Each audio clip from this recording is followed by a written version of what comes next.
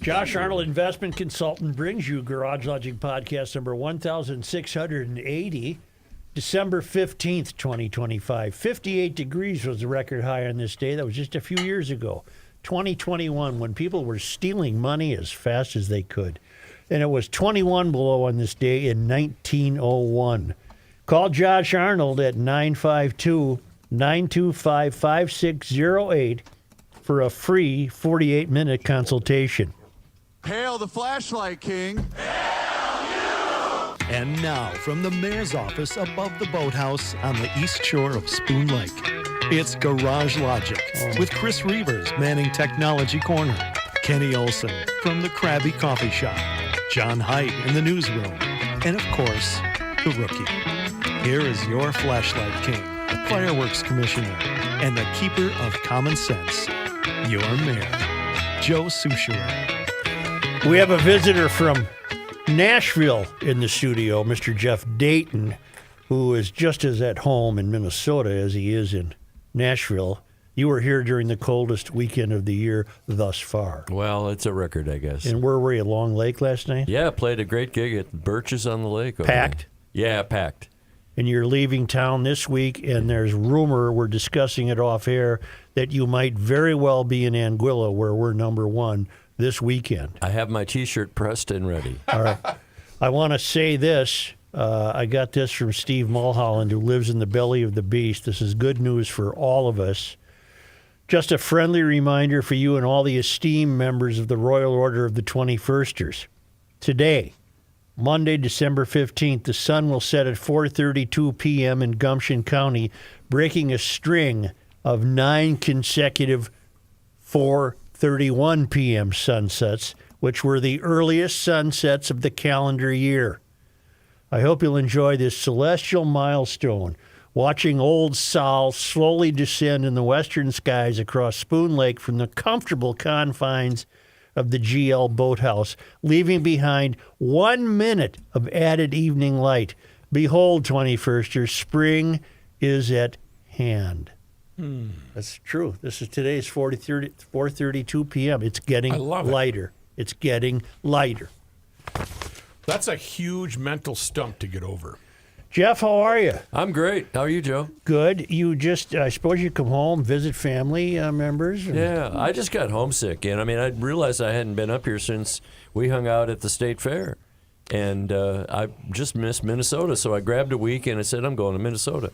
And then all this stuff started popping up. Did you bring a guitar? I did. Is it with you right now? It's nearby. You don't have to get it right now. All Just right. settle down. He's demanding, isn't he, Jeff? Demanding, isn't he? I want to be ready in case you say No, come. I know. I'm not your dancing bear. Yeah.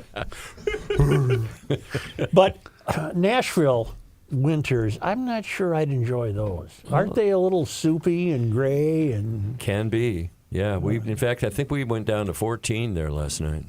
well, that's no fun. If you're going to have winter, have winter. But I suppose you also get a 65-degree day once in a while. We do. In fact, it'll probably be in the 50s a couple days this week. So the golf courses close in Nashville over the winter. You know, I haven't checked it out. I think they hit the ball no matter what time of year it is. I bet they could. Yeah, they get that green ball or whatever color it is. Yeah. Yeah. Yeah. Well, you're going to join us. We're going to do kind of a hybrid of the regular show, and then hopefully have a tune or two from you. Is that all right with I'd you? be honored. That's all right with you? Yeah. We're only beginning to realize that. Now you're aware of the trouble the state of Minnesota is in. I hear news. I've been hearing some things. It's the fraud capital of the world. But thankfully, our Governor Cockwomble, also known as Elmer Fraud, also known as Throttle Bottom, also known as Tim Walls. Wait a minute. I hadn't heard Throttle Bottom? Got an email today from a guy who says, try Throttle Bottom. Look it up. What does that mean? Look it up. Means an incompetent moron just like Cockwomble. Okay. You know. All right. That's pirate language there. Yes. It is. It is. You're right. Tim, Throttle Bottom. Tim, in honor of your arrival from Tennessee, Walls a few days ago announced that a guy named Tim O'Malley will become Director of Program Integrity. Now, nothing against O'Malley. I'm sure he's a fine fellow. He's got a lot of experience, FBI, Bureau of Criminal Apprehension. He's the right guy. He's just 5 years too late. This is all disingenuous on Wall's part. He is still trying to save his own hide by pretending that he actually gives a bleep about any of this. There's reasonable information to suggest he knew quite a bit about it and let it continue. But in any event, now, trying to run again for a third term, he is acting as though he's on top of it and he's hired a guy. It's way too late. He should have done this 5 years ago. We also learned, I did not know this, but there's a guy named Jim. Let me get it for you. There's a Republican running against Omar in Congressional District 5, and his name is Jim Nagel. And he has alerted, well, he didn't alert me, he alerted Fox News to the idea that Omar was the one who introduced on March 11th, 2020, House Resolution 6187, which was called the Meals Act. And I'm only beginning to know this minute. We haven't done our homework. We'll have more on it this week.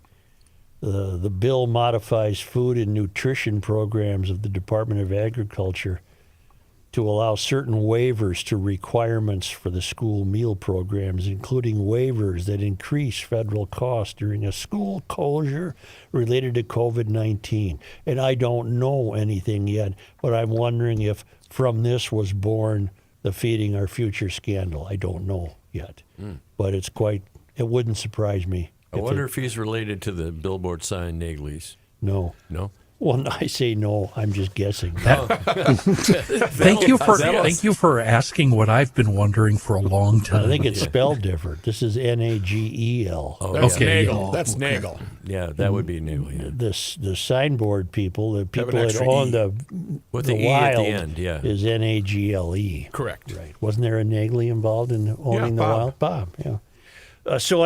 That's breaking news, Jeff.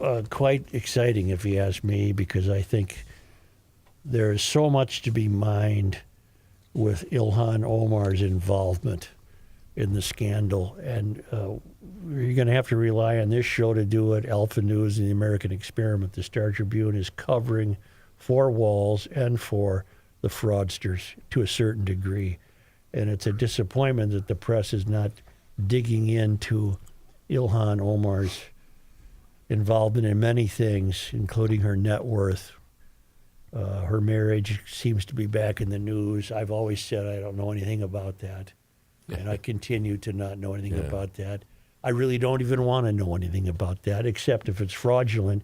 She may very well be here under false pretenses. I don't know. Well, my grandmother always said, I don't know, I wasn't under the bed.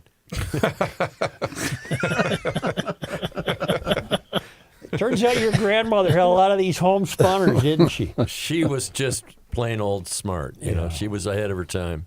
She flew with Lindbergh in the Spirit of St. Louis. What? Come on. No, To really. where? In the same plane? In the plane. He came to St. Paul. He was making a publicity tour. You know, he was a local guy. Was this post-trip to France? Yes, that was why he was famous at that point. Oh, I see. And so he came to St. Paul and met with the bigwigs of all the businesses here. And she offered to all these big guys, who wants to go ride up in the plane? And they were like, no way. She goes, I'll go. And so she hopped in the right seat, and away they went. That is Well, what cool the as hell? hell. Is there photographic evidence? Well, do I need I don't. it? It's not that I Come don't on, believe Jeff. you, but wouldn't that be neat? It's We'd in my post it. guitar case. I don't know. I left it somewhere. You know what they say on the internet: photos or it's not true. Oh boy. Well, Jeff, I wonder where they flew over. Just did a loop around the Twin Cities? Probably like a joyride you would get on a Minnetonka or hot air something? balloon at a festival or something. Cool. But to say that is pretty cool. Holy mackerel! Yeah, she's. What about her husband, your grandfather? George Conroy? Well, they is didn't run away together. They just took a plane ride. No, I wonder if the grandfather took the plane trip. Well, it was before she married him. For She was Pete's only sake. about 17 or 18 at the time. What was her name? Erna Conroy. She was Erna Sharp in St. Paul. They lived on Goodrich, 662 Goodrich, and her folks bought that house in 1920. It's the only triple lot house, I think, along Goodrich there. I have 3 walking routes. One of them, I walk by that house. I'm Okay. going to the Zillow. Yep. And 662 Goodrich. Yep, and it's 3 lots, and my great-grandfather was the guy that bought it. He also bought 60 plots for us over at Oakland Cemetery. So there's Well, you're in no hurry for those. No, I'm planning on being around. Oh, that's a nice house, Jeff. You like I that? know the house Yeah. well. Oh, Yeah. I love that porch. So that's I'd where your spend all grandma summer. was a kid. That's where she grew up, yeah. What school did she go to? Summit School. Or, yes, Skidmore. So this- Yeah, St. Paul Academy, the Summit School. Now, and her name was Sharp at that point. Yep, and then she married Dave Courtney, and that was a short marriage. And he was the owner of Morgantown Glassworks, he and his brother, in West Virginia, in Morgantown, West Virginia. Now, I have a feeling you're a font of St. Paul history. I love St. Paul history. Okay, now what did Sharp do for a living? Fred Sharp worked for the St. Paul. He was a butter and egg man. And, He peddled butter and eggs. yeah. And Which he at the married, time would have been a big deal because that was a basic staple of life. it was the R.E. Cobb Company, They have a warehouse downtown, probably. probably. The hatchery. Well, A lot of eggs there, too. yeah. But he married, and then they had 5 kids, and my grandmother was the second oldest. And her dad said, if only you were a boy, because you were really ahead of your time. Wow. Yeah, she stole the gosh, what was the car, the big car that they had. And she didn't realize that the manholes were on this unfinished road were sticking up higher. Uh-oh. And she tore the undercarriage off the car. And it was the and my great-grandfather said, that's okay, nobody plans an accident. Yeah. And so she was forgiven. And then my grandfather, after she was married, What was his name? His name was George Conroy. So A lot of St. Paul in that because Okay, they what owned, did Conroy's do? He was in the Morgantown, West Virginia? No, Courtney was in Morgantown. Who's Courtney? My actual grandfather. That was the first marriage that was very short. It was a short marriage, and my mom was born of that marriage. And then Pop Conroy, we called him Pop. They owned George Conroy's restaurant across from 3M in Sunray over there on Old Highway 12. Yes. And they had that successfully, and then Pop died suddenly in '63, but he's in the Minnesota Hockey Hall of Fame as a hockey player at St. Thomas. And his brother, Tony Conroy, Anthony Conroy, was a member of the initial U.S. Olympic hockey team in 1920 that went to the Olympics, and they were beaten only by Canada in the final game. But in the semifinal, they beat Switzerland 28-0. Wow. Holy crap. And he is in the U.S. Hockey Hall of Fame. Yeah, born in What the 1895 in hell? St. Paul, died in St. Paul in 78.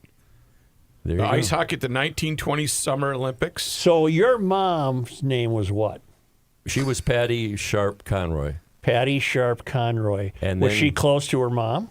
Very close. She in the flyer with Erna was her name. Erna flew with Lindbergh. Lindbergh, but your mom and Erna were close. They were Very. buddies all their life. And then Erna was a huge influence in my life because, and then after Pop died in the 60s, she became the general manager of the University Club at the top of the hill there. And I worked for the summers for her over there. I was a maintenance assistant, kind of like Gabe is over here, maintenance assistant. Yes. And then I was the chef, and I ran the pool shack down there. And then I was a lifeguard my final summer there. And they where just were you the living hell? then? Were you living with your grandparents? in Delwood, and she was the mayor of Delwood. Erna. And she was 3-term mayor of Delwood. In fact, the Parade magazine, I think that Sunday insert. Yes, St. Paul used to have that. Yeah, they had ran a story in the 60s called the Lady Mayors of Minnesota, and she was one of only 4. Where in Delwood did you live? Well, she got to name the road. So it's Quail Road. And she named You're it. talking about my childhood here because quail, we would traipse up quail and you could catch one of the hills of the yacht club golf course and go sledding. And she got to number her own house, so she picked 358, which were her favorite numbers. And there is a house at 358 Quail Road. So On back the- to Ilhan Omar. On one buying trip to New York City, Erna sat in on a roundtable discussion with Dorothy Parker and such literary notables as F. Scott Fitzgerald, Ernest Hemingway, and William Faulkner. Wow. Oh, at the Algonquin, probably, huh? Probably. Thank you. You've got that. Yeah. I'm glad you're such a good newsman. There are just a whole bunch of information here. Well, I feel very proud of my St. Paul roots. And, Well, how come your name isn't Jeff Conroy? Because my mom, Patty, married George Dayton. Patty married George Dayton. And that was the Minneapolis side of the family. And on the Dayton side, if you want to go deep into my history, I do. My great-grandfather on my dad's side was Newton Horace Winchell. And he was the state geologist for Minnesota in the 1800s. Oh, my God. What? The hell with Ilhan Omar. He was the guy who did this geological surveys of much of Minnesota, including the Iron Range. He coined the word taconite because of its similarities in strata to the Taconic Mountains and the Taconic Indian tribes in upstate New York. And he was with an army escort mapping the Dakotas, especially, I think, North Dakota. And he had finished his work, and to get back to the Twin Cities in the 1870s, he required a military escort because it was kind of tough times back then.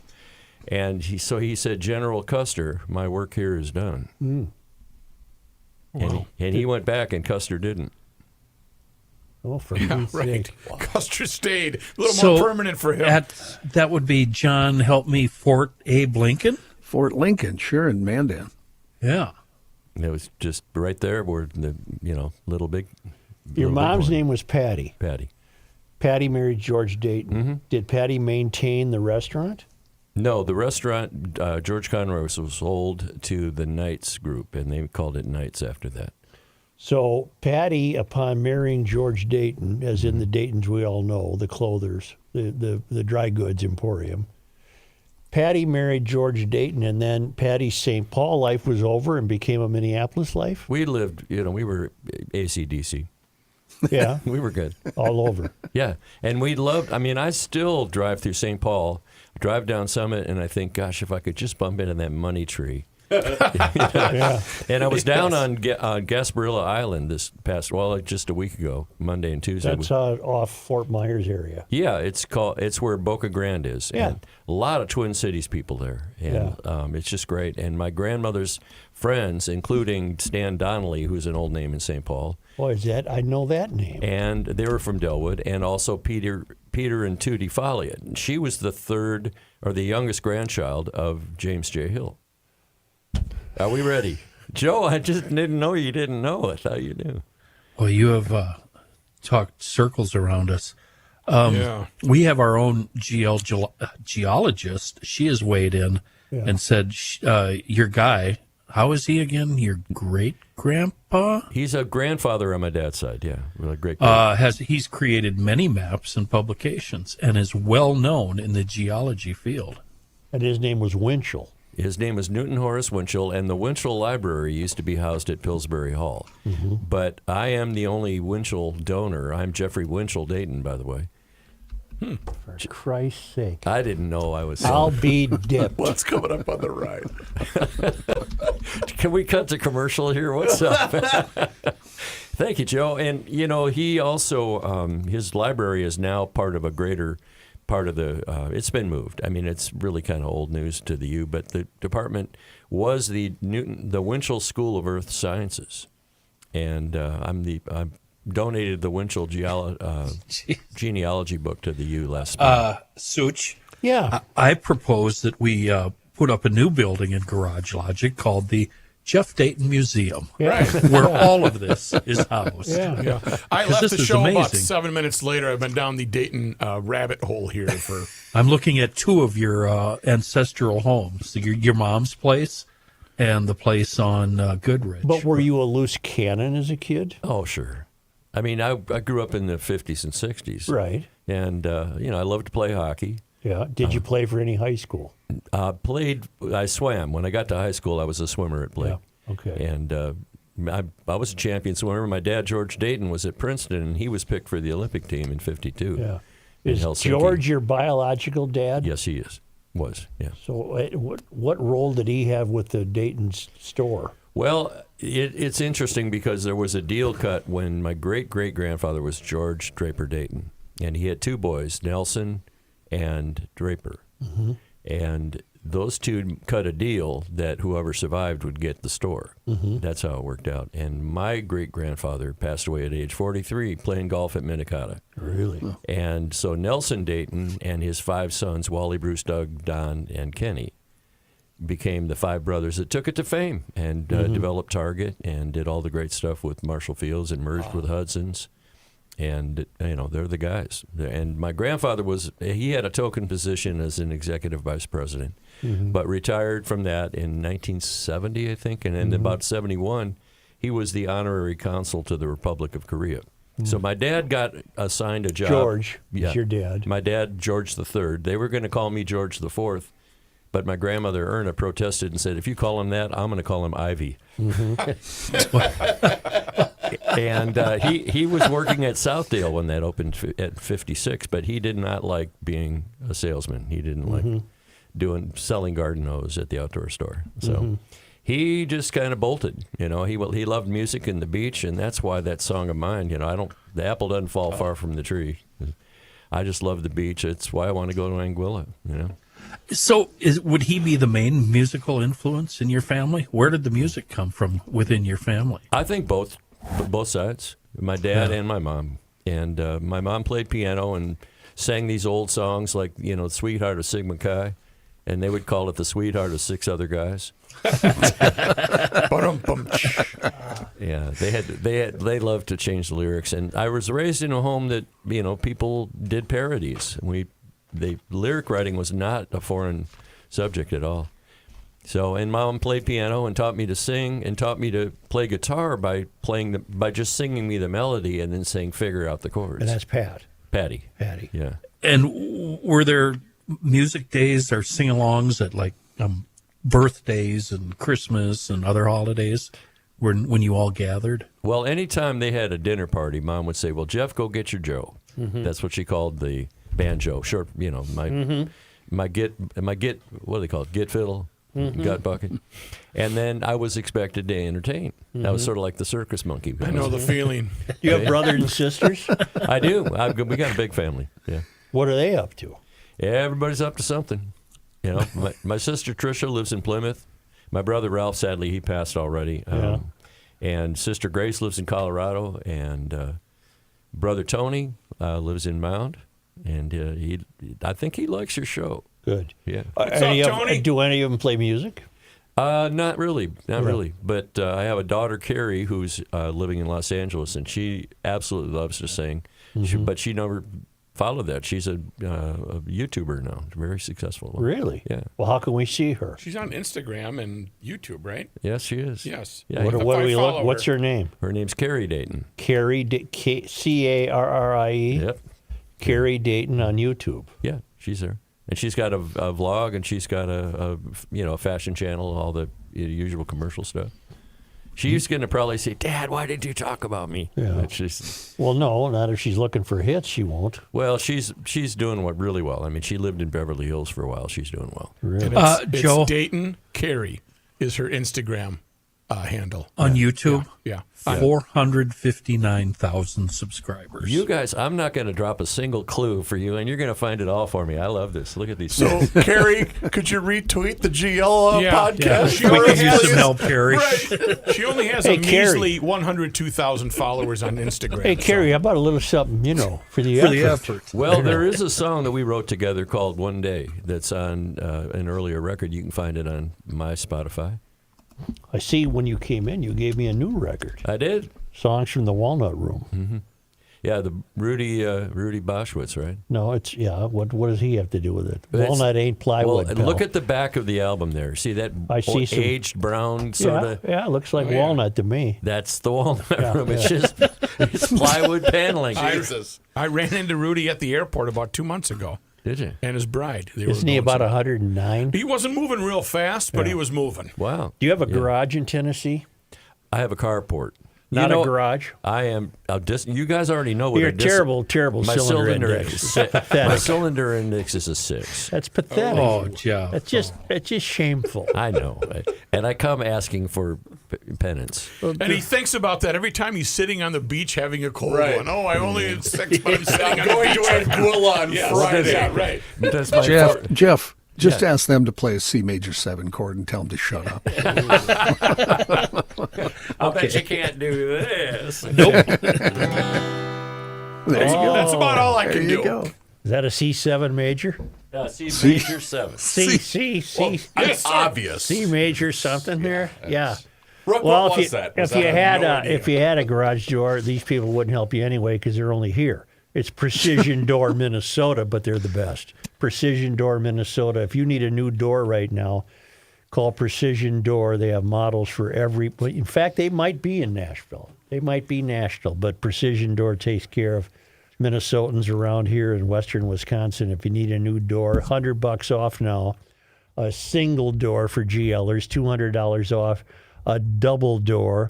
If you like your current door, but you're a little worried she's not going to make it through the winter season because she's acting up and making all kinds of weird noises, book a Precision Door, noisy door tune-up special for $149. That's regularly a $299 value. Get the door checked out so you avoid troubles this winter. Joe. Yes. Precision Garage Door Service of Nashville. Really? They do have one. All right, So they must wonderful. be franchise. Well, it That's doesn't help fantastic. him in. He's got a lousy carport. Well, we'll work on that. Book online at precisiondoormn.com or call Precision Door at 612-263-6985 to schedule your free on-site new door estimate or book a noisy door tune-up special with Precision Door.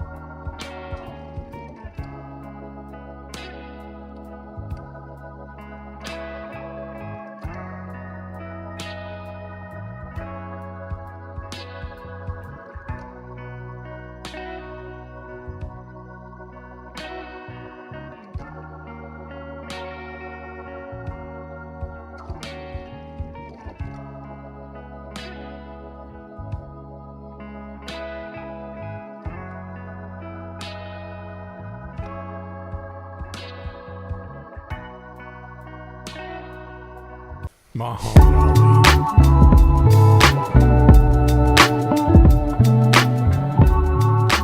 The Earth is not your mother. The Joe Souchere Show. Sitting around the local Knack Hardware this morning, heard a story. It was one of those friend of a friend deals. His newish, fancy green tractor parked in an unheated machine shed with the block heater plugged in and a battery tender on it wouldn't start over the weekend. The glow plug made no difference. This guy had to feed his cattle, so, it just as a last resort, he slogged through the snow to that old International, not plugged in, gas, not diesel, with who knows how old the battery was. And that thing jumped to life instantly, and those ungrateful cattle got fed. Did I tell you it was 20 below at the time? Did I tell you he frequently feeds that old red beast big, heavy shots of Seafoam? Of course, none of this comes as a surprise to those of us that use Seafoam on the regular. Among its many benefits is that it preserves ignition vapors, making starting a lot easier, even when it's a tad bit nippy outside. And it's good for gas and diesel, single one-lungers or big V8s, doesn't matter, two-stroke or straight petro, doesn't matter. What your cylinder situation is really doesn't matter. Just make sure to feed them Seafoam, especially now during winter. A wonderful product in a world of bad gas. Seafoam. I can't let this pass because it's so odd. John, would you read our president's tweet regarding the death of Rob Reiner and his wife? Yeah, it starts. A very sad thing happened last night in Hollywood. Rob Reiner, a tortured and struggling but once very talented movie director and comedy star, has passed away together with his wife Michelle, reportedly due to the anger he caused others through his massive, unyielding, and incurable affliction with a mind-crippling disease known as Trump derangement syndrome, sometimes referred to as TDS. He was known to have driven people crazy, capital letters, by his raging obsession of President Donald J. Trump, with his obvious paranoia reaching new heights as the Trump administration surpassed all goals and expectations of greatness. And with the golden age of America upon us, perhaps like never before, may Rob and Michelle rest in peace. The guy is taking credit for the death of Rob Reiner and his wife. That's a new one. That's a new one. That's pretty messed up. First of all, I don't know why Reiner. I don't know. They have arrested his kid, and we don't know what happened. Yeah. But Trump is taking credit for the fact that Trump derangement syndrome caused Reiner's death. That's a new one to me. In September, there was a quote. I think Rob was on CNN. Rob Reiner's a screaming lefty. He was on a show, and he said he was critical of Trump, and he said, you might not ever see me again. I don't know what that After means. Making that quote, 'cause he was ripping Trump, implying that President Trump's going to take him out. No. Well, they did say it was a murder. No, I know that. Both the wife and Rob Reiner were found brutally murdered. But I'm in shock. I mean, just when you think you've seen it all from Trump, he's taking credit for his death. It's unbelievable. I don't know where to go with that. Jeff, your thoughts? Yeah. Jeff likes to play music. He doesn't want to talk Well, about I it. said I couldn't let the show go guitars. without it. Joe, the way it was worded, though, it sounds like that was a press release that somebody wrote for him. Oh, and no, I bet he okayed it. wrote it himself. Yeah, that doesn't sound like his writing. Oh, it does to me. Well, he's a sore winner, I know that, but holy mackerel. Never heard that one before. Well, that's a good song for you, sore winner. Yeah. Well, do something for us to get us out of this dreadful mood. Well, all right. How about Not this? going to be your dancing bear. Yeah. Yeah. Come on, it's your fault. I'm getting tired of getting kicked around. Me too. Out in the rain in this lonely town. I saved this just for you guys. Yeah. Been so long since I had a friend. Well, maybe, baby, you could take me in. I've got a heart like a dog, just wants to be loved. A little affection is more than enough. You're gonna love it when we cuddle up. I've got a heart like a dog. I've got a heart like a dog. I'll take you on long walks whenever you like. Keep your feet warm on the coldest of nights. Wake you up early with a good morning kiss. And bring you your socks all covered with spit. I've got a heart like a dog, just wants to be loved. A little affection is more than enough. You're gonna love it when we cuddle up. I've got a heart like a dog. You know what I mean? I think I do. I've got a heart like a dog. We really mean it. I hope you don't mind when I beg. I hope you kinda like it when I hug your leg. You'll never have to worry how much I drink. You're gonna be proud when you hear me sing. Come on, boys, sing now.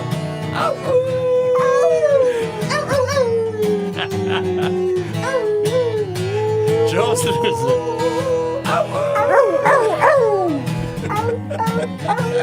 yeah, I've got a heart like a dog. I got a heart like a singing monkey. I've got a heart like a dog. The best part is when you watch Matthew, the nose goes straight up in the air like Snoopy. When Like he's a Snoopy, dog. Yes, like when Snoopy I'm in is character, singing. man. I'm walking on all fours. How would you describe the niche you've cut out for yourself in the music business? I'm probably the guy that's just gonna do me until the day I'm gone, because there's no rush to my door to sign me for a record deal. Have you tried to get a record deal? I'm not the demographic. Let's look at it. And I don't throw chairs off of rooftops. I'm sorry I said that. And I don't, guzzle a lug and chug a lug with, and do body shots, with. Mm-hmm. I You mean, don't have any neck tattoos. I don't. In fact, I don't have gold teeth, And times are changing, and they asked, Vince Gill one time what he thought of today's music, and he said, well, it's not my cup of tea, but I wasn't Hank Williams' cup of tea either. Right. And so I cut a path that's my own, and I've realized that that's the value of who I am. Never been before, never will be again. And I love writing songs with real people in them, and I love telling, heartwarming stories, and I love, a little silly tribute to being single. And, Is there a satellite station, John Heidt might know this, that's just strictly Kenny Chesney? Is that who I'm thinking of? He's got his own. There's one named after him. Well, you're an audio separated at birth from him. Is that a compliment, or am I saying something wrong? I'm fine with that. I mean, when I listen to that station, I'm hearing your voice. Man, thank you. Well, go on a show. I have a lot of songs that I just wish somebody would pick up of and take them to Kenny. This is off the new record. I'll just play a little bit of it. Yeah. Up on the bow, the world feels better somehow. Getting some sun on my face, leaving my worries in the wake. All I know for sure is we're never gonna figure it out. That's okay, it's just for today. I'm up on the bow, up on the bow.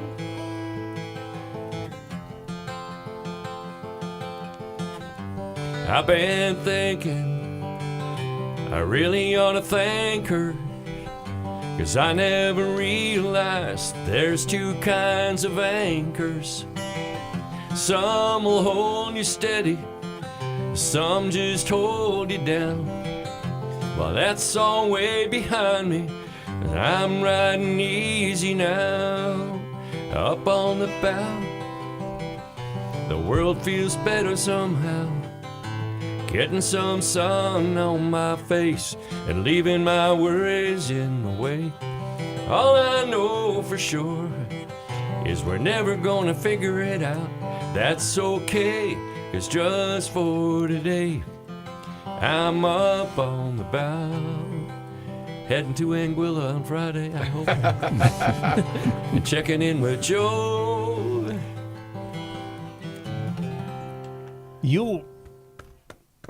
Would your career be different if Glenn Campbell was alive?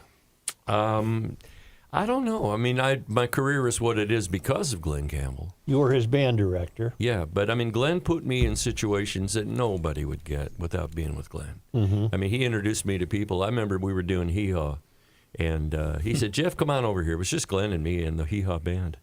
And he goes, Jeff, this is Roger Miller. Roger, this is Jeff Dayton. And he goes, Jeff Dayton, summer when the sun goes down. Started singing me one of my songs. Oh, wow. Nice. I still get hair rises. They call it chicken skin in Hawaii. Wow. And those are those are gifts of a guy like Glenn. And he did that. He called my name in the Sioux Falls concert twice. And every time that somebody watches it, they say, "Oh, you were with Glenn Campbell. I saw you. He said your name. Oh my God." Yeah, you had hair then. I did. Yeah. Thank you, Joe. Thank you for noticing. Well, I did too at that time. Yeah. But it is what it is, as my friend Tony would say. And I get to be me, and I've settled into realizing that that's pretty all right. But you know everybody in the scene in Nashville. And well, these days it's changing because there's a new guard. There's a new sheriff in town. He brought his friends, but some of whom throw tables off of rooftops. Well, I don't know. I mean, I don't. People say, "Oh, do you play downtown?" I said, no, not. In fact, I don't usually go down there unless somebody's playing there that's a friend, and then I'll Uber in. Mm-hmm. But it's real crowded, and it's they're printing money. I made reference to this a week ago, Jeff, and Johnny Heidt actually posted this on social media about just the difference between lyrics and music, and one was from Johnny, help me here. I know it's Jason Isbell. The one that is not my songwriter, was a picture of Morgan Wallen. Thank you. With one of his lyrics. And then the one that is my songwriter, was Jason Isbell with one of his lyrics. And what struck me was we really are catering to the low-hanging fruit in terms of music. And that's why I fear what AI is going to do to the industry going forward. That is a hot button topic there, Reeves. What is your view of that? Well, Kenny and I talked about it on the Krabby Cafe. Mm-hmm. Yeah, you can tell he doesn't listen to the Krabby Coffee Shop, can't you, Jeff? He has no idea. I think that's a better name I for listened it. to a show called the Krabby Cafe, but I never heard this discussion. I must have missed the Krabby Coffee Shop. I'll have pie to go with that size 12 shoe in my mouth. No, everything's cool. Everything's cool. Tell him everything you told me in 30 seconds, Jeff. Go ahead. It's 3, 2, 1, go. And it's terrifying and it's beautiful. It's amazing and it's frightening. It is a challenge and it's a gift to mankind, and it's going to be somewhere in between. It's going to only get better, faster. It's exponentially growing. Now they've got Tilly Norwood, the actress that is totally fake. It's kind of like an Anne Hathaway girl next door character. And the Actors Union are pushing back. Musicians are throwing their hands in the air. Publishers are going, what the heck? Warner Brothers pulled out of their class action suit against Suno, which is the company that does a lot of the music videos, and said, or the music tracks, and said, now you can license Warner Brothers artists to go on your demo, so you can have Blake Shelton. It's just out of hand, and I don't know where it's going to land. Well, how do you mean it's a gift to mankind? Well, I'm just saying, how can it be? It could be that, and it could be the detriment forever. It could be that when you turn on YouTube and you start noticing how many of these videos are fake, or they have an AI announcer who can't even pronunciate the situation. Pronunciate. And then what's the same with Twitter or X? It's all fake. A lot of it is, a lot of it is staged, and again, it's clickbait.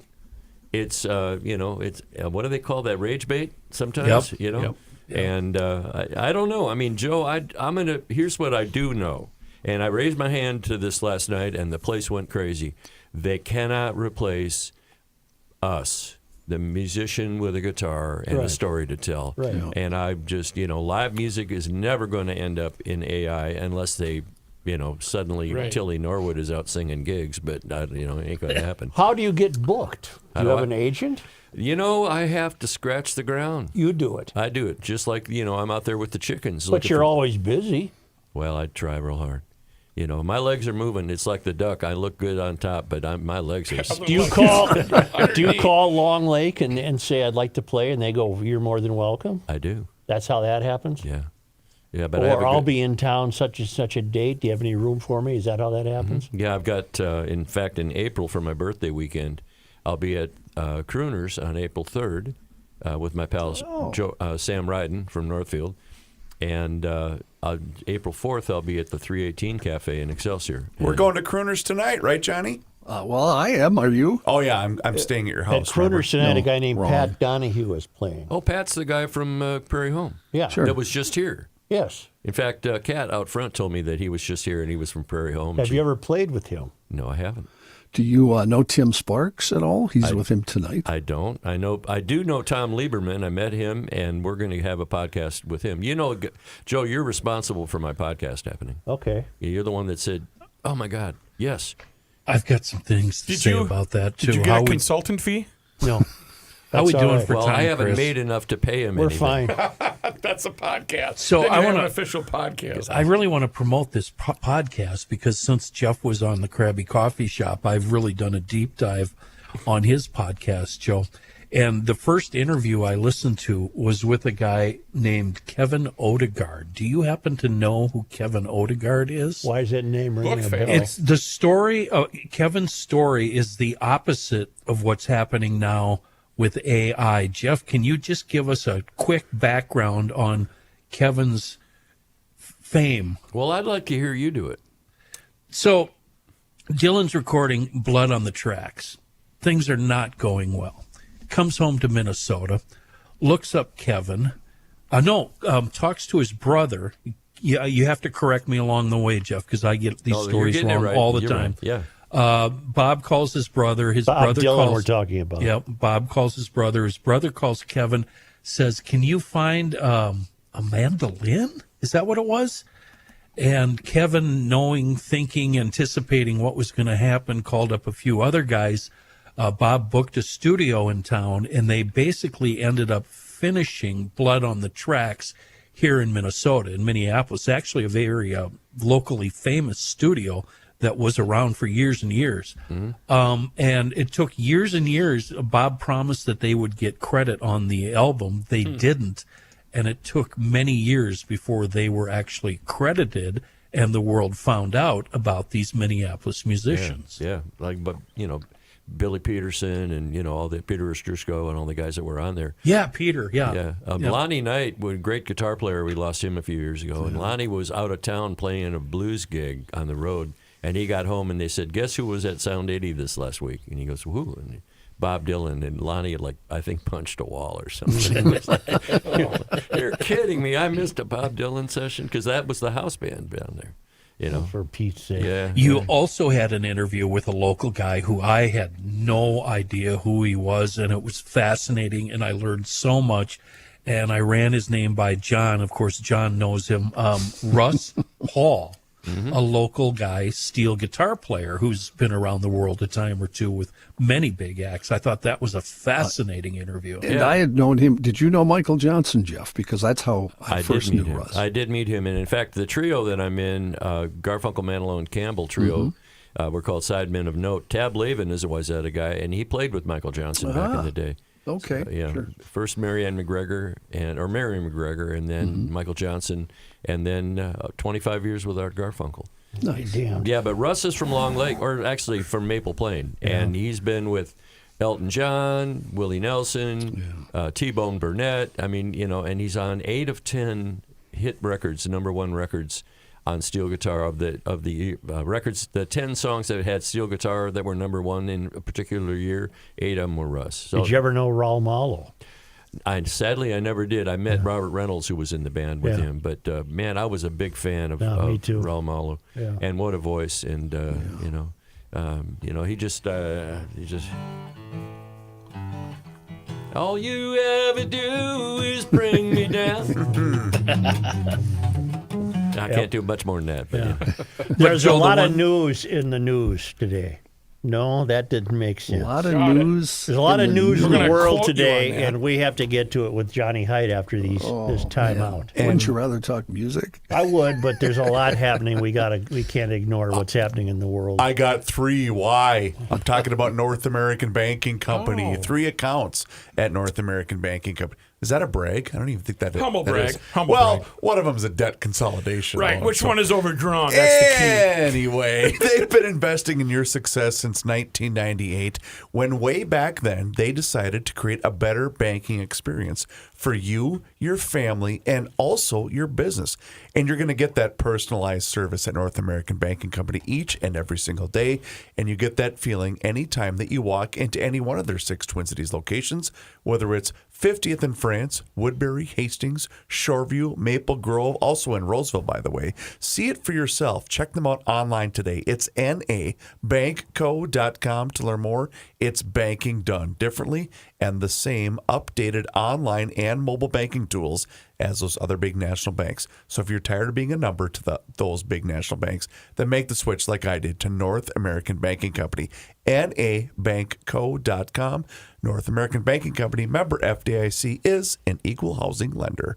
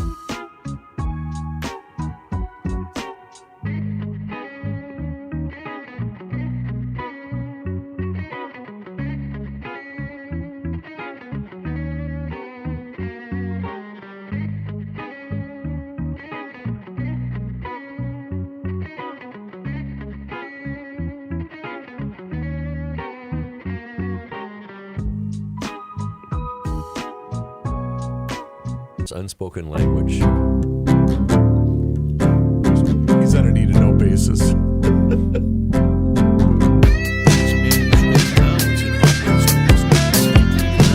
That's too loud. Here's John Heidt. Nope. Thanks, John. Oh, here's John, you Rock. want to talk about Welter Heating right now? You can if you'd like to. Our unspoken language doesn't work that well sometimes. That's too loud. Sometimes my ears are turned off.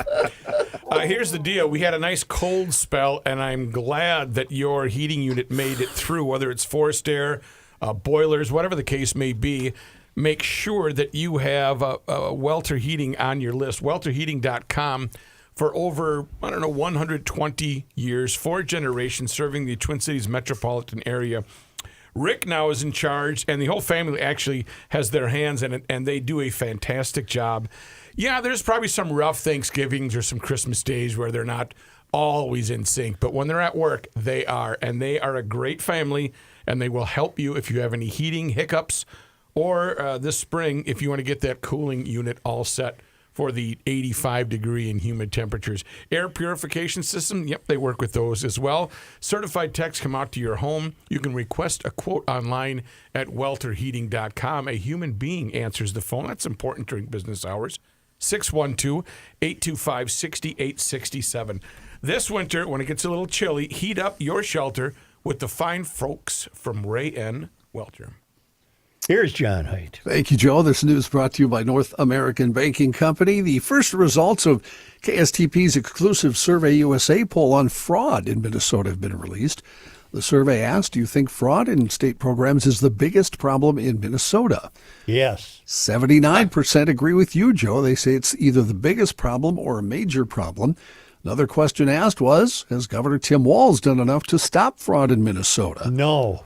Well, again, they agree with you. 14% say he has done enough. Another What's wrong with those people, I wonder? Another 69% says he does need to do more. As you'll notice, these totals are not equaling 100. Yes, there are lots of people saying, I don't know. I don't know. I'm not sure. I don't know. I'm just not I have sure. no opinion. I don't know. Who's Noah opinion? Yeah. Right. The survey also asked if they think the legislature has done enough. 11% say No. yes. Yeah, again, they agree with you, Joe. 11% say yes. 74% say the legislature needs to do more. How many said, I'm not sure? Well, 74 and 11 is 85, so 15%. 15% said, I don't know. Or maybe they said, just about right. Yeah, just about right. According to the Department of Homeland Security, U.S. Immigration and Customs Enforcement has arrested over 400 undocumented immigrants in Minnesota since it began Operation Metro Surge in Minnesota. The operation is an effort by Homeland Security to arrest undocumented immigrants who they said had previous criminal convictions in the U.S. In the same press release in which Assistant Secretary McLaughlin gave her statements were the worst of the worst arrests, she said, made in Minnesota. Most of the charges against the 10 worst were forms of sexual crimes.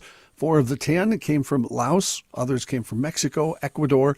One listed by the DHS as coming from Burma, that country now formally named Myanmar, and one from Somalia. Any from Anguilla? None No. from Anguilla. No. Okay. 13-year-old student, 13 years old, in Moorhead, arrested after police say he brought about 1,500 pills suspected of containing fentanyl to school.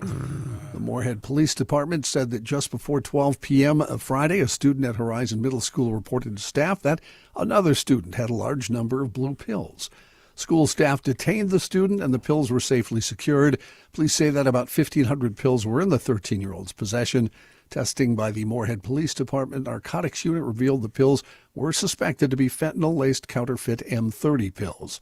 The child was arrested for first-degree possession of a controlled substance, was brought to the West Central Juvenile Detention Center. Was his intent to sell or just to be braggadocious? Or we don't Did know. not say. Okay. Yeah. A man found dead after a shooting outside Stewartville High School on Friday morning was a former student at the district who had wrestled at the school. At around 5 a.m. Friday, the A-teen was shot and critically injured in the school parking lot as the wrestling team waited on a bus to go to a meet. A man was also found dead in the parking lot, according to the Olmsted County Sheriff's Office. Olmsted County Sheriff Kevin Torgerson said this morning that 19-year-old Logan Moyer was the person found dead in the parking lot. The sheriff added that early indications are Moyer died by suicide. Torgerson also confirmed that the teenage victim remains hospitalized in critical but stable condition. Investigators are still working, they say, to determine the relationship between the victim and Moyer, but there does appear to be a connection to the wrestling program, according to the sheriff. However, Torgerson emphasized that Moyer was not a coach, volunteer, or anything else with the wrestling program at this time. Students and staff at Stewartville Public Schools returning to class today for the first time since the shooting. Extra support is there and available. The district, located roughly 10 miles south of Rochester, opened late to ease students back and allow staff to meet with principals and counseling staff. We're going to take a short break here before we get to some national, international stuff, but I want to remind you about my friends at Aura Frames. Christmas is tough. You know why? You don't know what to buy for stuff for people, right? Well, what are you going to get them? It might be a spouse, sibling, friend. They'll all love Aura Frames. It's A-U-R-A. Our household got one 3 months ago. It's filled with pictures and videos that we had on our phones. We have about up to 800 pictures, different pictures right now on the screens. And the nice thing about it is I've had frames in the past like this. The pictures were a little grainy and didn't look so great. Well, these are crystal clear print quality photos and videos on your screen. And yes, there's also sound on the videos. And it's real easy to use. You just download the Aura app Connect it to your Wi-Fi, then start adding your pictures and videos. For a limited time, save on the perfect gift by visiting auraframes.com to get $35 off Aura's best-selling carver mat frames. It's been named #1 by Wirecutter. All you have to do is use the promo code at GL at checkout. I got a question over the weekend from a GLer named Mark. He said, I'm using Garage Logic and that doesn't work. Don't use Garage Logic. Use GL, just the 2 letters. That's Aura Frames, AURA frames.com, promo code GL. The deal is exclusive to listeners. Frames sell out fast, so order yours now to get it in time for the holidays. Sales are burning up right now. Support the show by mentioning us at checkout. I Terms got and one. conditions apply. That's Aura Frames. Frames, okay.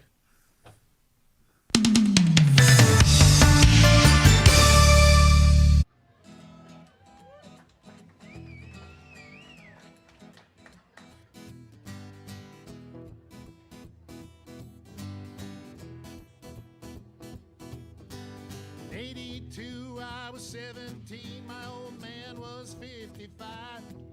If you do the math between the two of us, that's 72 years alive. An eternity, so it seemed to me. How could anything live that long? Now I say my folks were only 84 the year that they passed on. For a little while it seems you got time to choose your dreams. Pretty soon you look around and you see 100 years ain't what it used to be.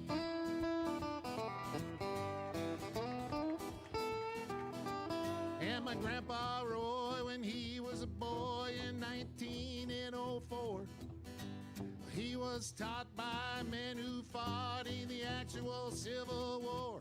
And only 8 decades passed and my high school class put the tassels on the other side.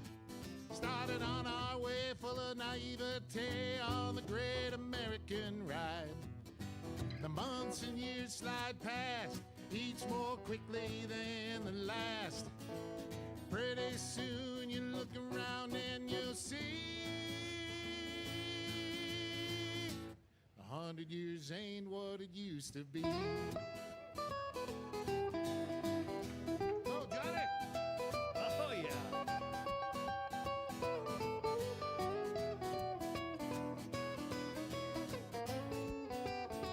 Oh, yeah, Johnny Height.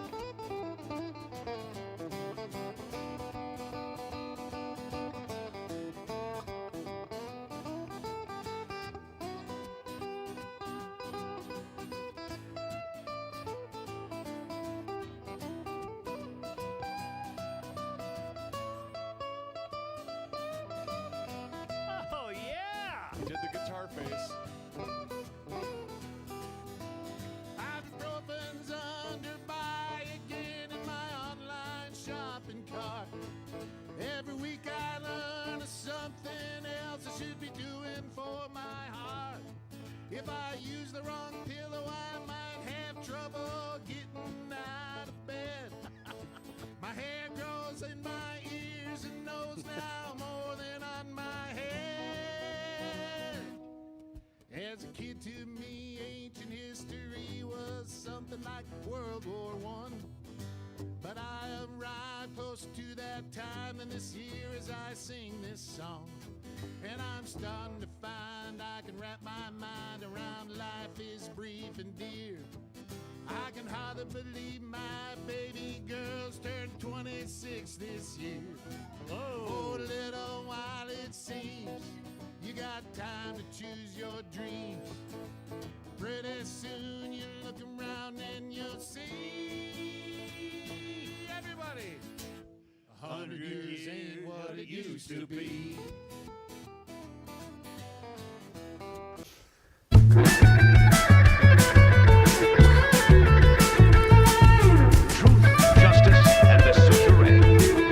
Safe to say that we are nuts.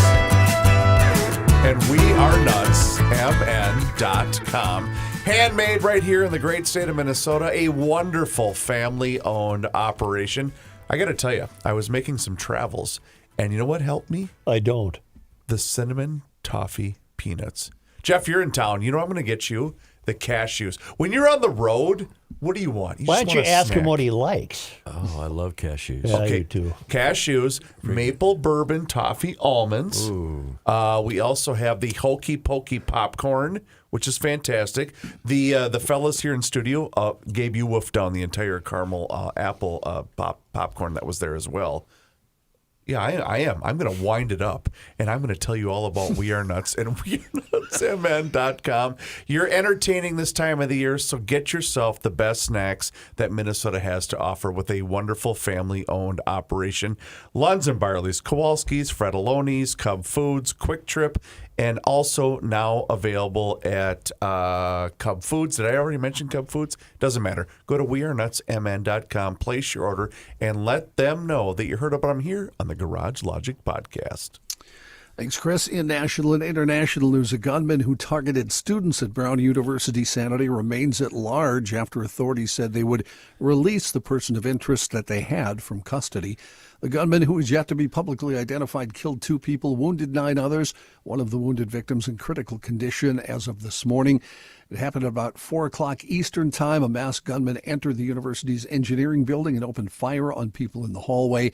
He then entered the first-floor lecture hall, where a group of about 60 students was wrapping up an economic study session. Some students managed to escape through the room's side doors. Many more were shot while hiding under desks. Law enforcement officials say the attacker fired more than 40 rounds from a 9mm handgun before fleeing. The introductory class, Principles of Economics, has 475 registered students, of whom about 80% are freshmen. I didn't know Brown was in Providence, Rhode Island. It's funny, my wife said the same thing. I knew it was out east. I didn't know it was in Providence. It sounds like it's not a failed academy. It sounds like you have to really study there, as opposed to get a degree in gender studies. Right. 2 gunmen, a father and his son, attacked a Hanukkah event in Sydney, Australia yesterday, killing at least 15 people, wounding dozens more. 1 gunman was killed while the other is in custody. Authorities called the shooting a terrorist attack on Australia's Jewish community. It took place shortly before 6:45 p.m. local time at Bondi Beach, Australia's most popular beach, where hundreds had gathered to celebrate the first night of Hanukkah. Witnesses say the 2 attackers emerged from behind a small silver hatchback parked by a footbridge and opened fire on the crowd. A bystander was recorded tackling one of the gunmen and wresting a rifle from his hands. Improvised explosive devices were later found in one of the suspect's car. The bystander who tackled one of the gunmen is being hailed as a hero. He was injured, according to Australian officials. They identified him as Ahmed El Ahmed. El Ahmed is an Australian citizen who immigrated from Syria in 2006 and owns a fruit shop. His parents said that El Ahmed had been having coffee with a friend near the beach when he heard the gunshots. He ran toward the shooting. He tackled one gunman, took away his rifle. After that happened, the other gunman fired at El Ahmed. That caused his injuries as he was hit several times. El Ahmed could have shot the shooter, Right. and did not.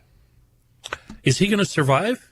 Yes. Yeah, he was actually talking to, I think, the mayor of the area in a clip I saw. Early reports indicate not a stalwart performance by the police department, but on this story, you need your 72-hour rule. Definitely. Yeah. 2 U.S. soldiers and 1 civilian U.S. interpreter killed in Syria on Saturday after they were ambushed by a likely ISIS gunman. The gunman was killed by partner forces during a skirmish, according to Defense Secretary Pete Hegseth. 3 other service members were injured during the incident in Syria, Pentagon spokesman Sean Parnell said. 2 U.S. officials told ABC News the wounded were American. A person familiar with the shooting said early indications are the shooter had at one point been affiliated with the Syrian security forces but was not currently active. The shooter attacked the U.S. and Syrian personnel from a distance at an adjacent building and was not part of the meeting that was taking place. In a post on X, U.S. Central Command described the shooter as a lone ISIS gunman. The son of famed director Rob Reiner is in custody of the L.A. County Sheriff's Department after Reiner and his wife Michelle Singer were found dead in their L.A. home yesterday.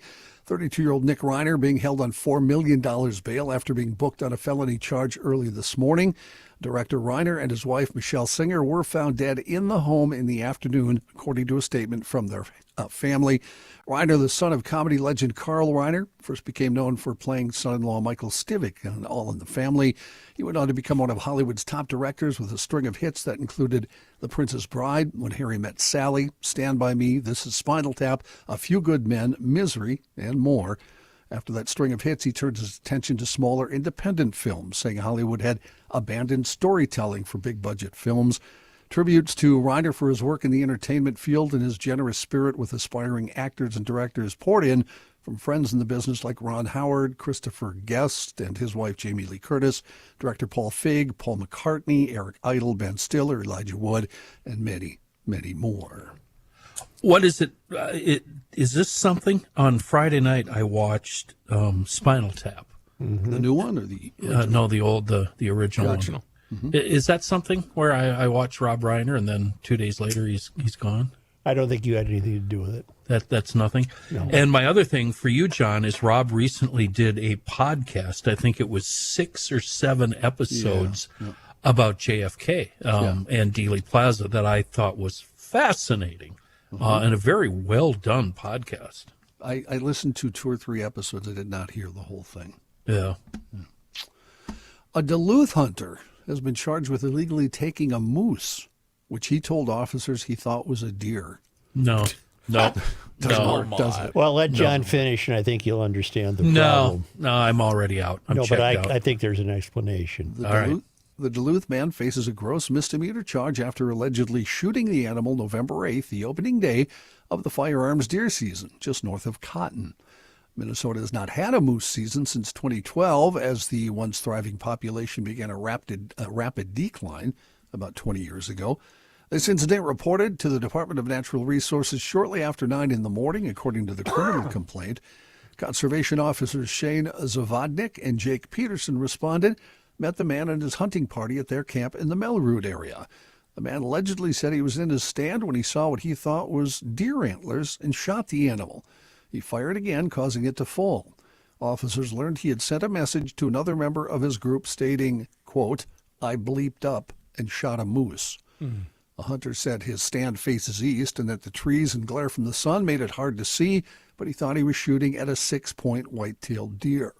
The moose was found approximately 110 yards away from the stand. Both officers reported the man's eyes were bloodshot and watery and that he smelled of alcohol.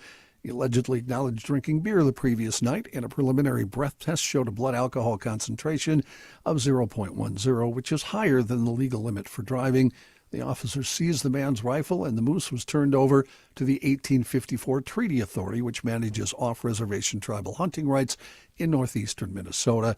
State law sets restitution for the illegal taking of a moose at $1,000. The charge itself carries a fine of up to $3,000. He was issued a summons to appear in state district court in Virginia on February 20th. I hope somebody gets to eat the moose. A lot of times that gets donated to food shelves. So, yeah, there's a 100% chance that happened.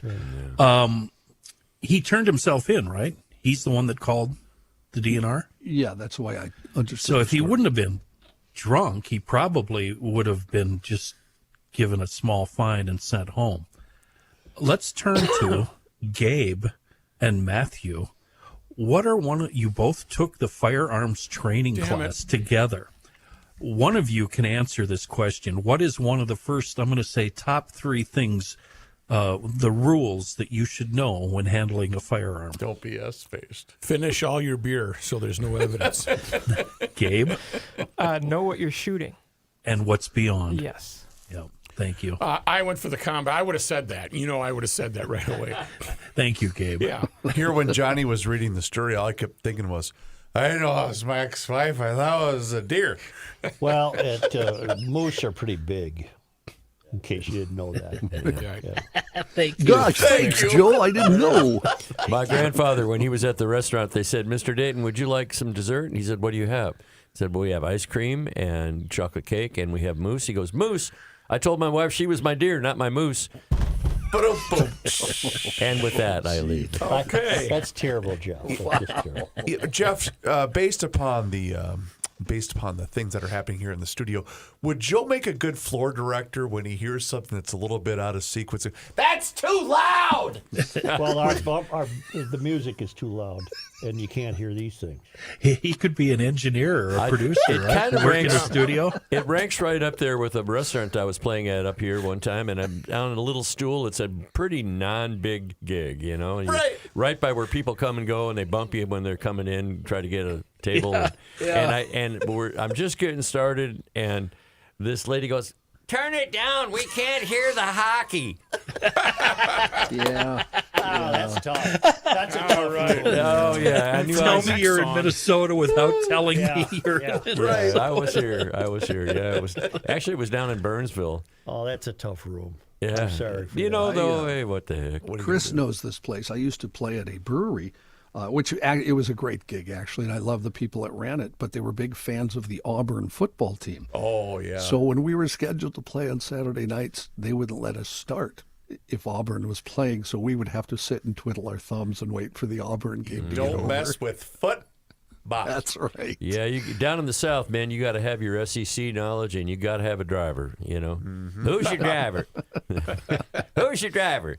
So I picked Rusty Wallace, blue number 2. He's gone, retired, so no fights over that. They take their football serious. Oh, they do. And if you're at a bar down there and somebody wants to hear Rocky Top, then the next guy wants to hear Callin' Baton Rouge, and the next guy wants to hear Sweet Home Alabama, and the next guy wants to hear Seminole Wind, and you are toast from then on. And then it's, oh man, and then But they're nobody's all, watching hockey. no, Okay. not that. Well, the Preds are a big deal down there. You know, there's hockey down there, but no, I think SEC and NASCAR rule the roost. John, are you still motoring? I can if you'd like me to, Go or I ahead. can stop. Okay, One let's more, go. I think we'll wrap it up. Let's go with the Air Force incident, the U.S. Yeah. Southern Command reviewing an incident in which a JetBlue flight and a U.S. Air Force aircraft almost collided in midair near Venezuela on Friday. In a statement, U.S. Southern Command said military air crews are highly trained professionals who operate in accordance with established procedures and applicable airspace requirements, U.S. Southern Command spokesperson Colonel Manny Ortez said. The JetBlue flight was traveling from Curacao off the coast of Venezuela to New York City when a pilot spotted the Air Force tanker. U.S. Southern Command operates in the region amid a rise in tensions between Venezuela and the U.S., with the Trump administration conducting strikes on the alleged drug boats in the Caribbean Sea and Eastern Pacific. In a statement, JetBlue said the flight crew promptly reported the incident to leadership. Air traffic control audio documents the moment the JetBlue pilot reported the military aircraft passed about 2 to 5 miles in front of the plane. The pilot said they passed directly in our flight path and we had to stop our climb. The pilot also said the tanker did not have its transponder on. Transponder is an electric device that allows air traffic control to track an aircraft accurately. One way transponders do that is by squawking or sending a code to air traffic control to identify itself and provide information. A squawk code was not used during the incident. There are times when squawk is not used to communicate aircraft information, like during military operations. According to U.S. officials familiar with the incident, the tanker was within approved range of the JetBlue flight, and it's not uncommon for military aircraft to fly with transponders off.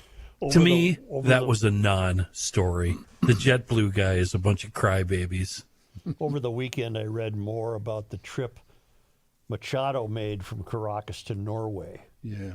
I was complaining about the coverage of it when I initially read about it, but it was so full of secrets that I can see that they had to be so careful in writing it. And her smuggling, successful, that was performed by a private company. There are companies, apparently, you can hire to move you, to get you someplace. Yeah. Okay. Yeah. And they're staffed by former military people and things like And that. the government uses them, so they have, it's kind of a hands-off. No, it's not our deal, even though they're the ones that hired them. Jeff Dayton, will you do something for us when we return? Yes. We'll be back shortly. Glad to.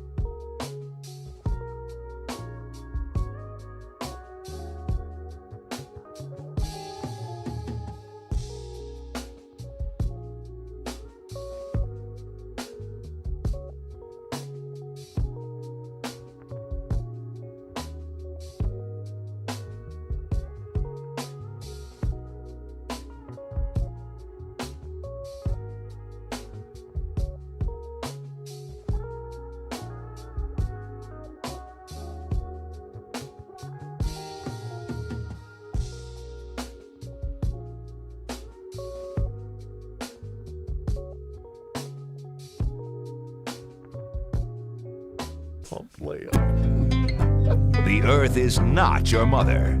The Joe Souchere Show. I'm warning you, GLers. We had Stephen C. and Pat Donahue and Jillian in here. Friday was delightful. We've got Jeff Dayton with us today. I'm afraid tomorrow we're going to have to return to the spoiled world.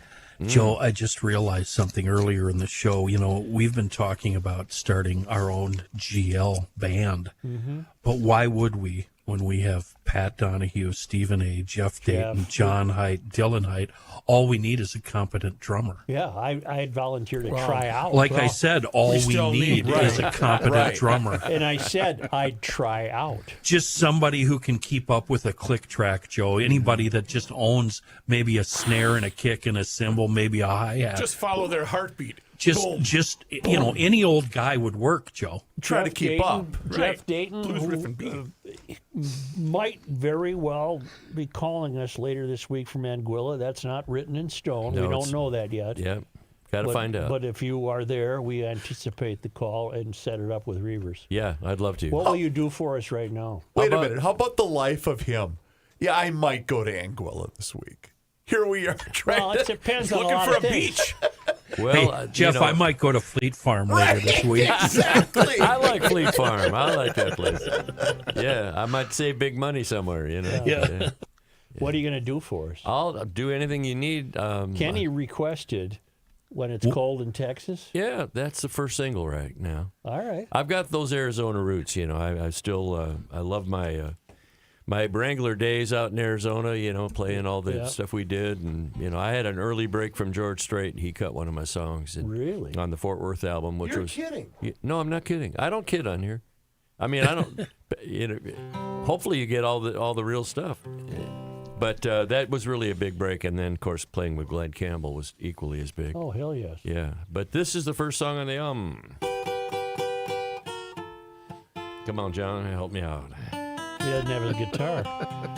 Either that or he's playing quiet. When it's cold in Texas, it cuts right through your clothes. The cows crowd together and lovers hold each other close. There's frost on the windows and blankets aren't enough. When it's cold in Texas, that's when I miss your love. There's snow on the hilltop, blankets on it, no warmth in the sun. I shiver with regret for all the foolish things I've done. And there's snow on the hilltops, this is what I was trying to get to, and ice along the coast. When it's cold in Texas, that's when I miss you most. I wish that we were somewhere warm, laughing in the sun, making memories like we used to do, like on Anguilla. Yeah, there's snow on the hilltops. I said that before. And ice along the coast.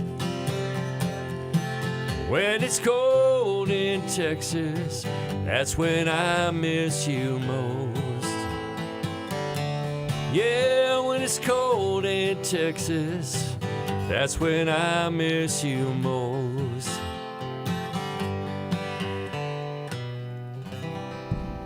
Man, that's good stuff. Thank you. Do you like playing with people or by yourself better? I'm fine either way. I mean, I've learned to get fearless with the guitar. I mean, as a songwriter in Nashville, you probably better resign to the idea that you're going to have to back yourself up. Yeah. And so I love doing that. I mean, I love having a great band. I mean, nothing's cooler than when you're cutting a record and you've got the A-list guys like Lonnie Wilson's on my new record. He's on about 125 #1 records, you know, and that kind of thing. Mike Johnson's on steel, especially on this song, and he's playing all the Zach Top stuff, you know, the records that they've done here lately. And Jimmy Carter is also playing on Zach's stuff, and Russ Paul's on here. He's been, it's a good record. I'm really proud of it. It just released this weekend. It's called, I got to put my glasses on. That's all right. It's called Songs from the Walnut Room. Yes, sir.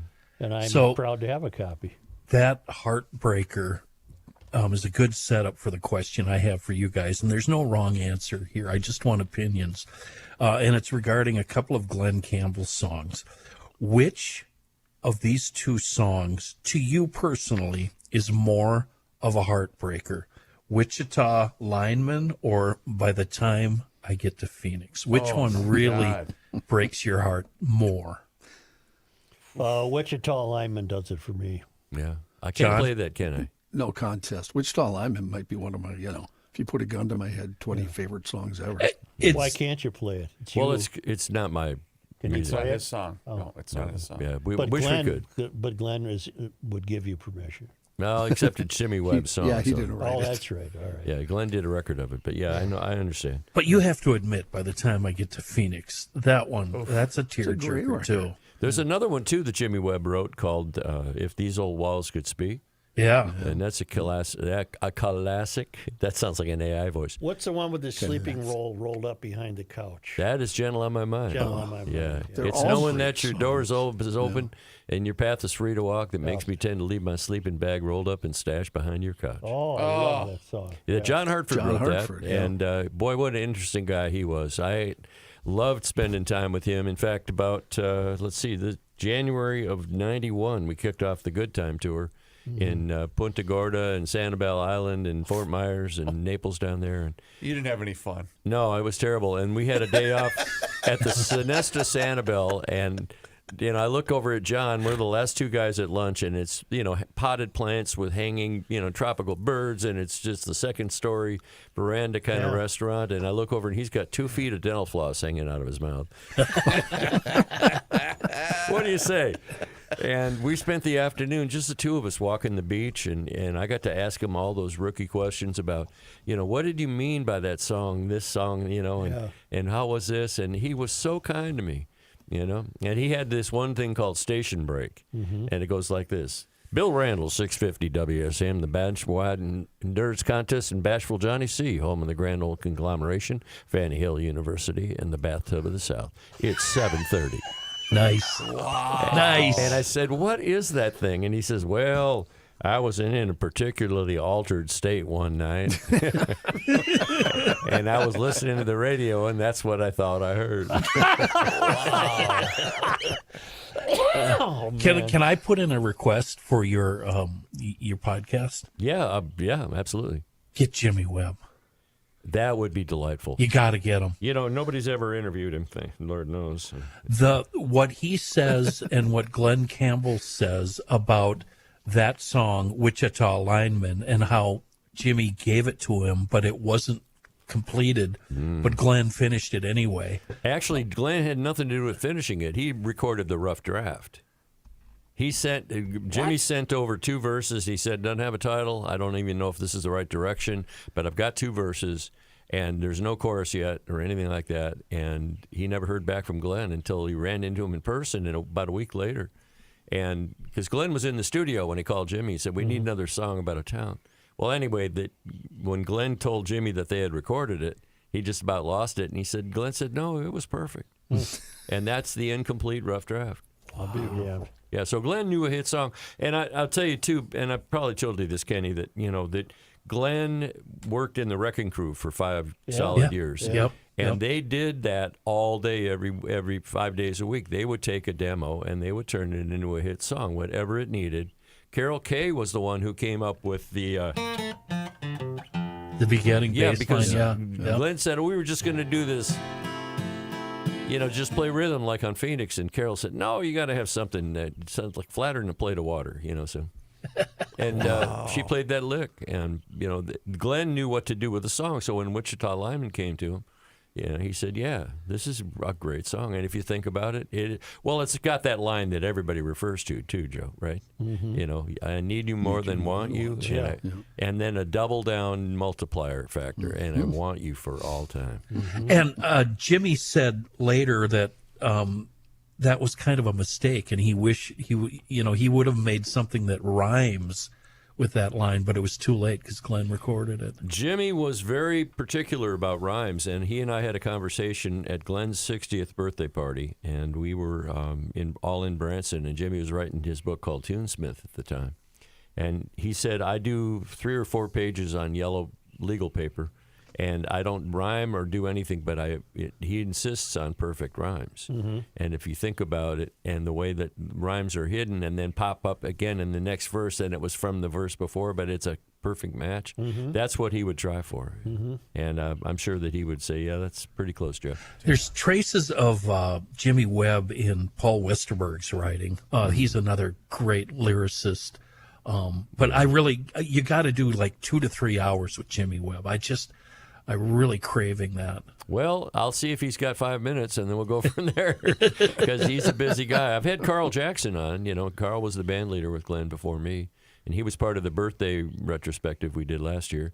Joe, I want to thank you for letting me start Count It Off. I mean, my podcast it's growing by the ones and twos. Well, because you can get the guess. I've had some fun. Yeah. Yeah. And I've had Phil Solom from the Rembrandts, who's a Minneapolis guy. Mm-hmm. You know, they wrote the theme song for Friends. And, you know, Chris Lusinger was a recent guest. He's played on every record Garth Brooks ever cut. Yeah, great guitarist. And a great guitar player and a great guy. And I've got more to come. And it's fun. I've actually had people calling me. We've got John Schneider lined up for some point at the Dukes of Hazzard. And that'll be fun. John had a good time with him when he was doing the morning show at KS95. Really? Well, it wasn't my idea. I had nothing to do with it. Leave me out of this. Okay, we got him very angry with us. It's always fun when you're here, man. Anytime. Thank you, Joe. Thank you, Joe. Do you know that we have people that send us this day in history, which is kind of a corny radio bit. But we do it because these people travel the world and send it from wherever they are. Like the equator. They're the traveling Lymans. And listen to this now. They're wrapping up a sea voyage. Saturday morning, we disembarked the cruise ship in Brisbane, Australia, traveled to the Brisbane International Airport, boarded a China airline flight, and flew to Auckland, New Zealand. There's a 19-hour time difference between Minnesota and New Zealand. What date is this? Is this the 15th? Yeah.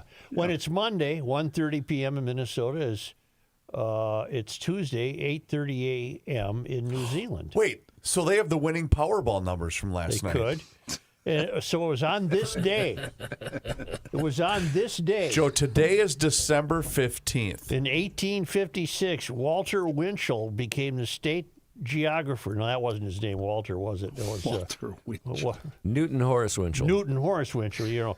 On this day in 1856, a lyceum was organized in St. Paul. Lyceums were cultural centers that sponsored lectures, classes, and other activities.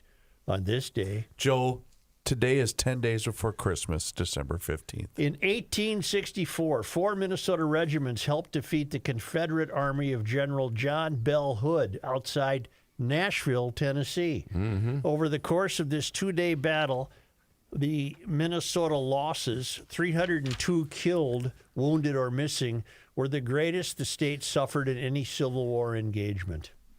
On this day, December 15th. In 1887, the first issue of the Northfield Independent appeared. The newspaper's editor declared that it comes in its own independent way without first having asked to leave to be, but intends to justify its being by filling a vacant journalistic place in this city and the surrounding country. It will labor that the homes it is permitted to enter may be brighter and purer for its coming, their burdens lightened, if possible, their industries ennobled. I have had my name in the Northfield Independent newspaper. That's quite a big deal for a small town paper, isn't it? Yes, it is. It'll lighten the That's world. great.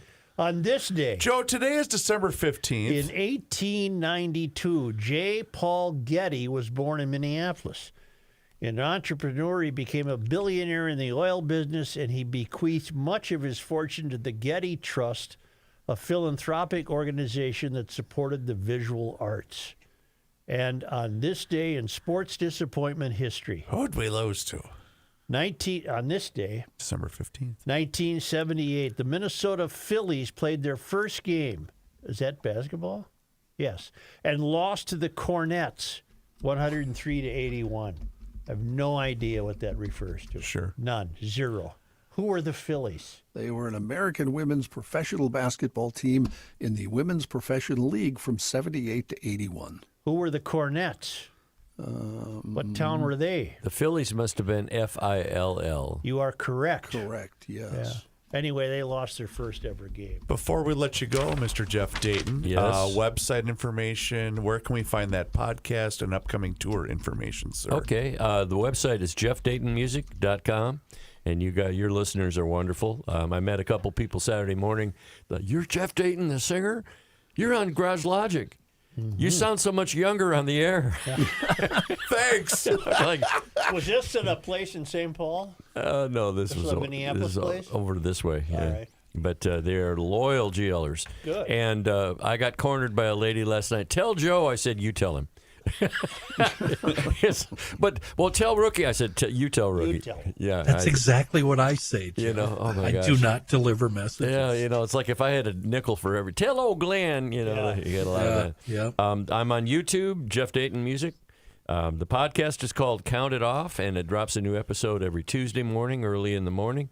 And I hope you'll check it out. There's a wonderful interview with Joe Souchere on there. Very short one, but a fun one that we did last summer. Is he as impatient as a guest as he is as the host of the I show? would say that he's more patient than you might be. Really? Yeah. Very Because patient. It I'm was proud fun. of you. he has that age wisdom, that wonderful quality Look of. at him. Yeah, I like He's going to that. summarize it in a minute. Let him get That's to right. it. That's know? right. Yeah. So but that's. Hurry up and get to the question. And Instagram is Jeff.Dayton on Instagram.